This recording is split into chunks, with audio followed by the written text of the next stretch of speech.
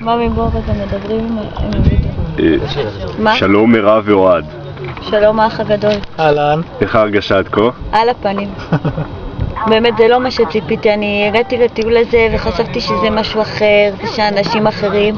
אי אפשר לשים כל כך הרבה אנשים עם אגו כזה נפוח במקום אחד. ואני מדברת על אלון. את כבר מציינת שמות, אוקיי? אני דווקא מבסוט. אוקיי, מי המאמץ שלך להדחה? אין לנו פה הרבה זמן, אני רואה. אלון.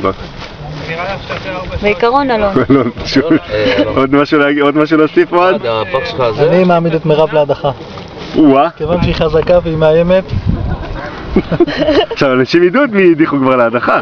זה יפה, אלון ומירב. נראה לי זה הולך להיות הראש בראש.